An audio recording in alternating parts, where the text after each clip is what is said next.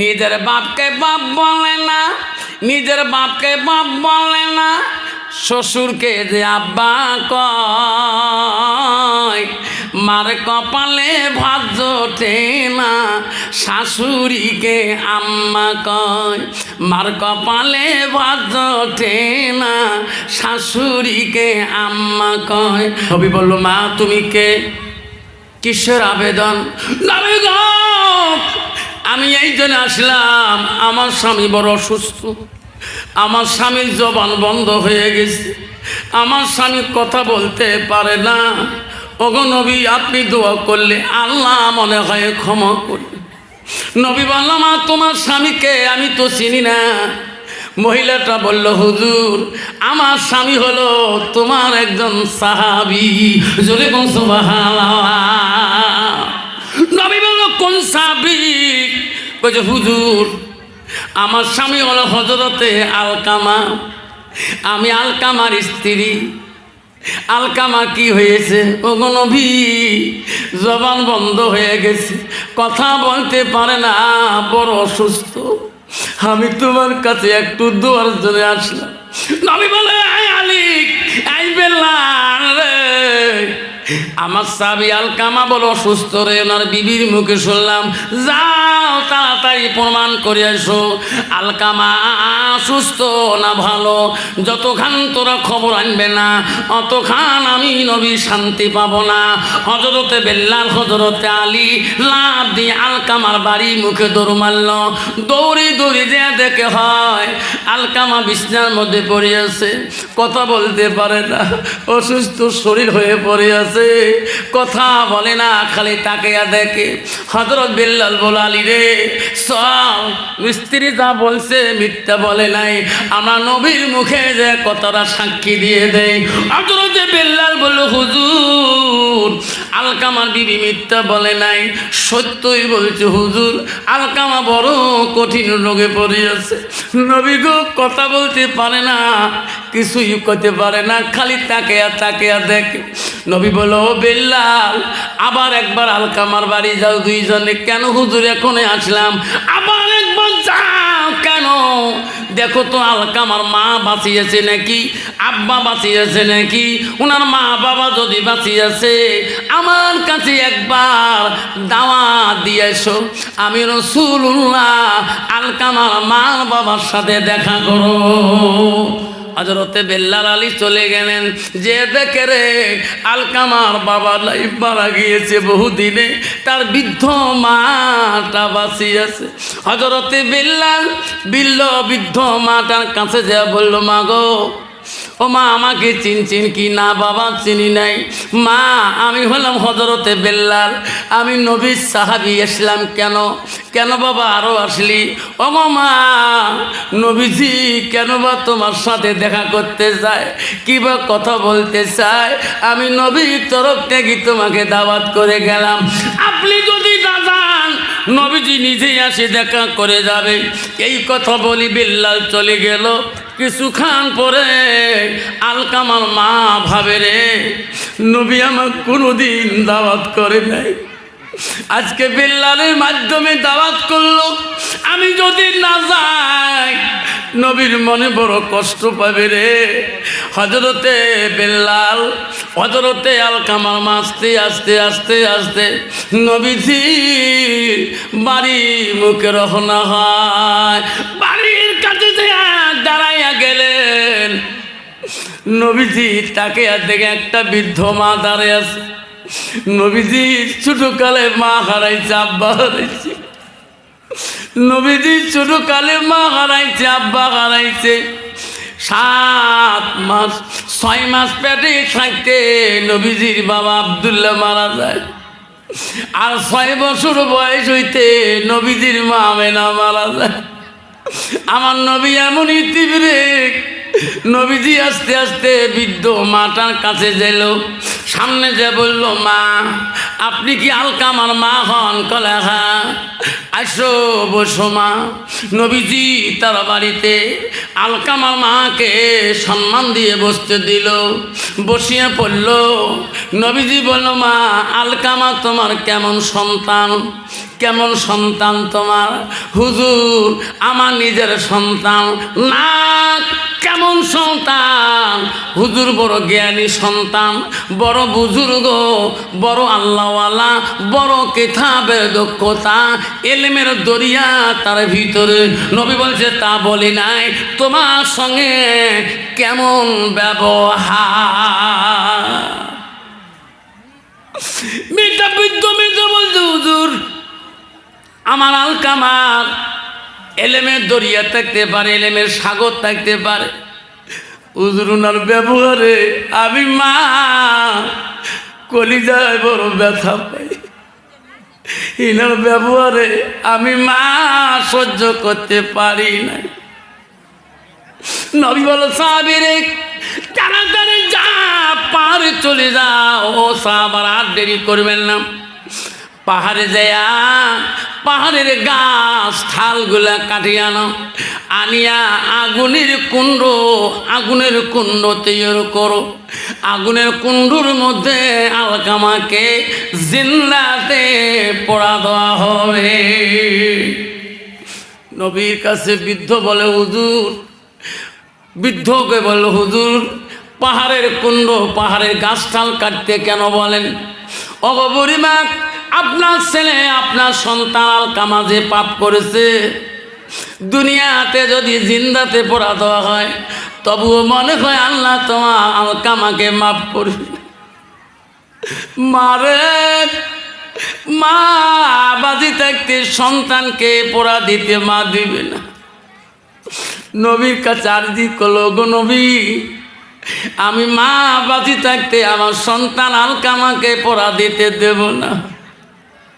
নবী বলল, মাগো পৃথিবীর সব মানুষ যদি মাফ করে দেয় তোমার আলকামাকে, আপনি যদি মাফ না করেন আল্লাহ মাফ করবে না। ওগো মা, আপনি যদি মাফ করে দেন, পৃথিবীর কোনো মানুষ যদি মাফ না দেয় আল্লাহ মাফ করে দেবে। যেরকম সুবহানাল্লাহ।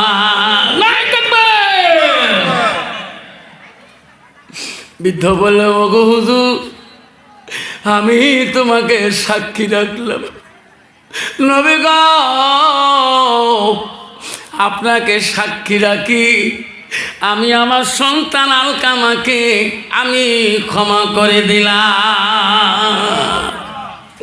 কেউ কান্দিনি প্রসবে কালে, কেন্দিছিল শুধু তোমার মা। মায়ের দিলে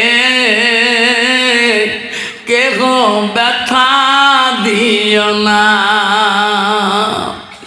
রক্ত মাখা শরীর মা ডুবিয়েছিল ঘরে,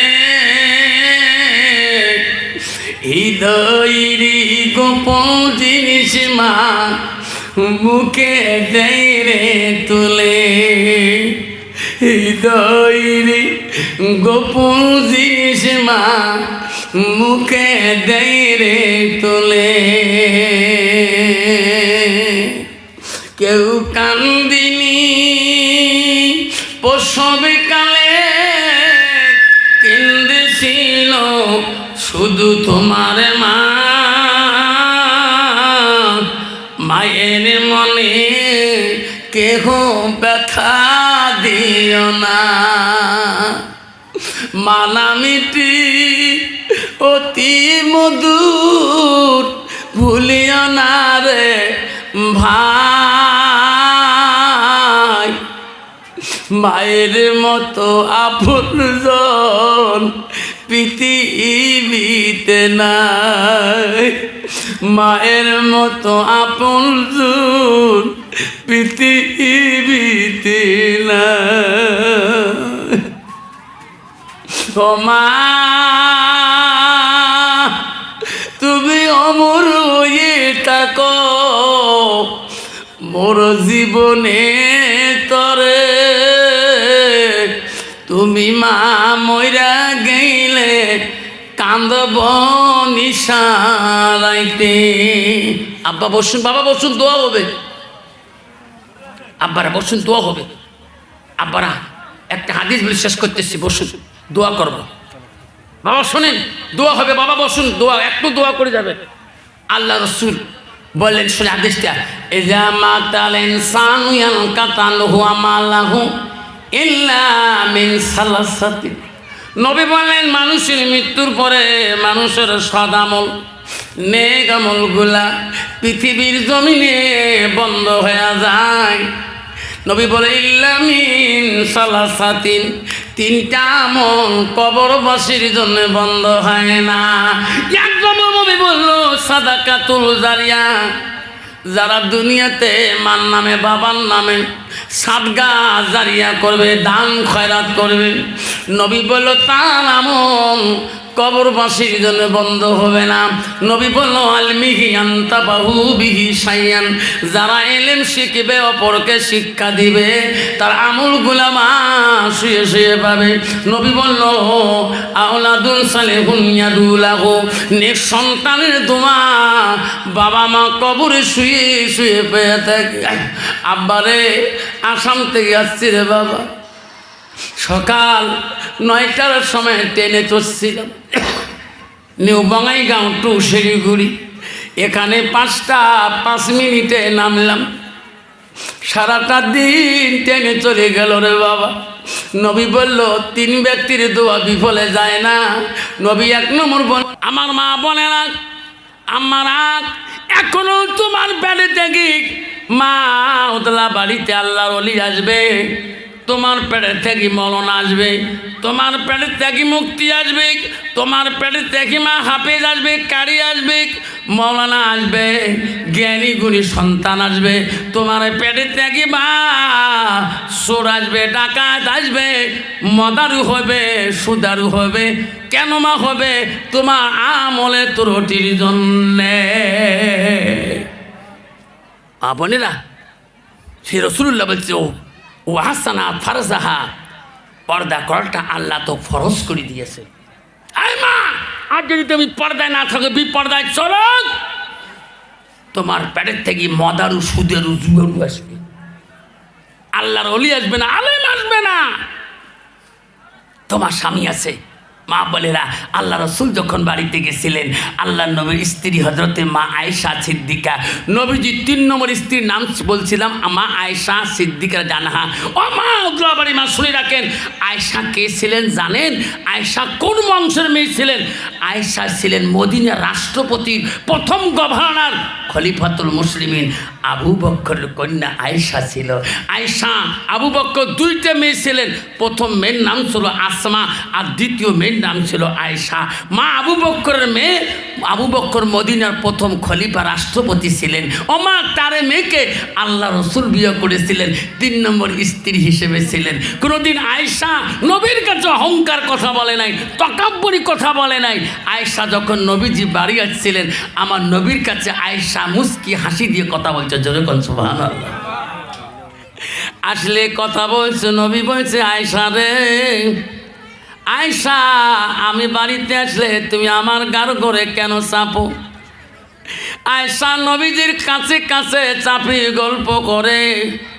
আয়েশার কথাতে নবীজি খুশি হয়ে যায়। আয়েশা বলে, ওগো নবী, আপনি যখন বাড়িতে আসে, নবী গো, আপনার চেহারাটা দেখলে, আপনার মুখমণ্ডলটা দেখলে আমার আয়েশার কলিজাটা ঠান্ডা হয়ে যায়। মা বলে না, নবীজি বাড়িতে আসি একদিন দেখে বিবিদের মধ্যে এনাদের এত ভালোবাসা, সতীনে সতীনে ভালোবাসা। বাবারে, বর্তমান যুগে এক বাড়িতে 2 ভাইয়ের বউ থাকতে পায় না।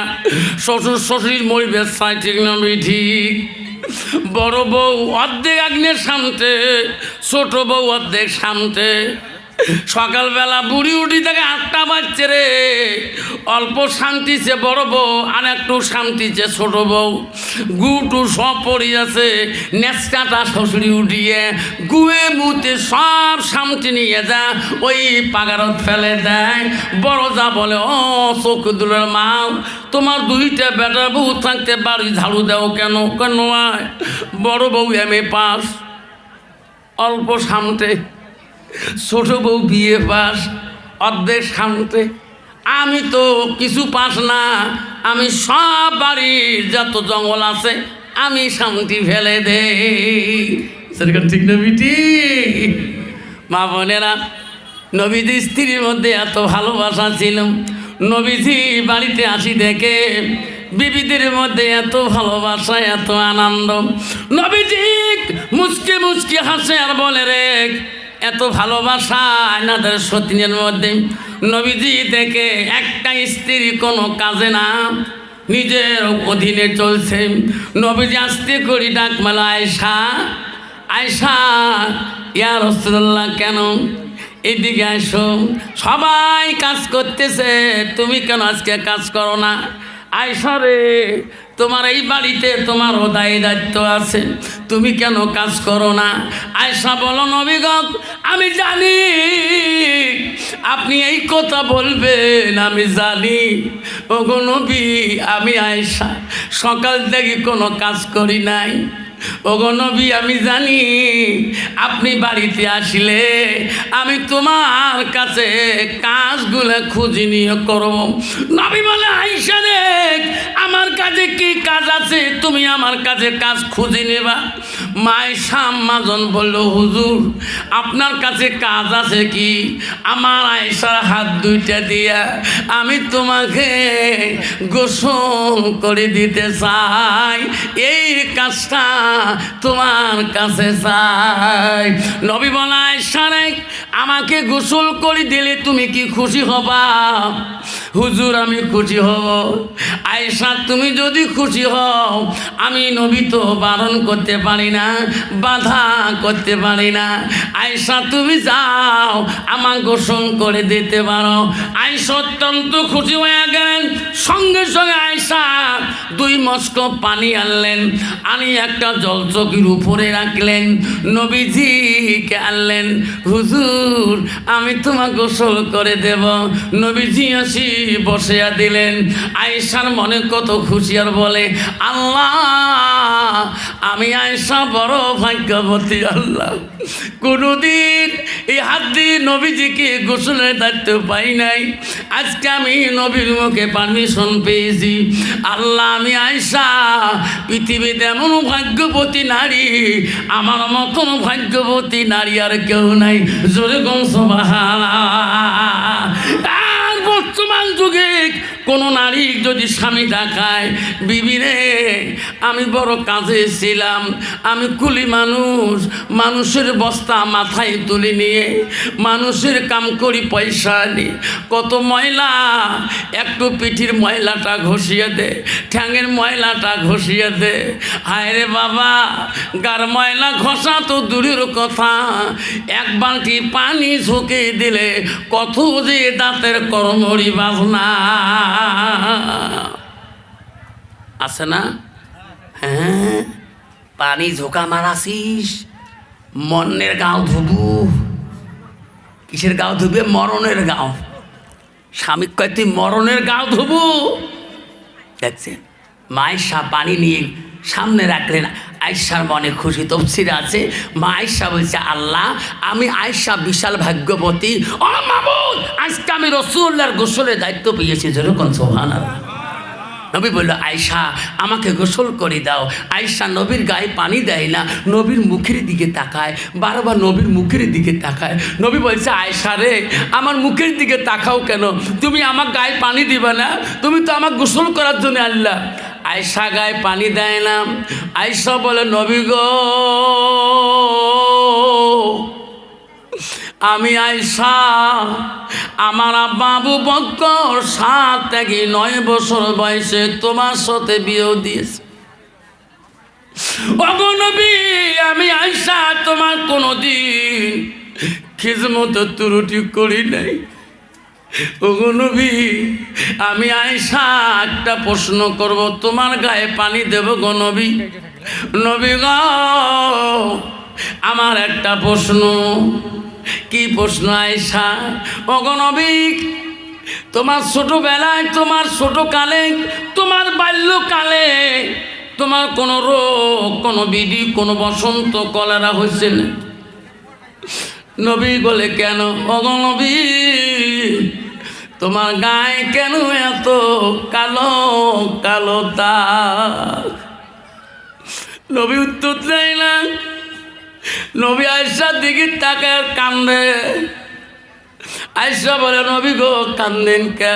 আমি তো খারাপ কথা বলি না। নবী বলে, আয়েশা রে, আমার জীবনে কোনোদিন রোগ হয় নাই, বিধি হয় নাই, বসন্ত, কলেরা, জ্বর হয় নাই। আয়েশা বলে, ওগো নবী, তাহলে তোমার গায়ে এত কালো দাগ কেন? নবী কান্দি কান্দি বলে, আয়েশা,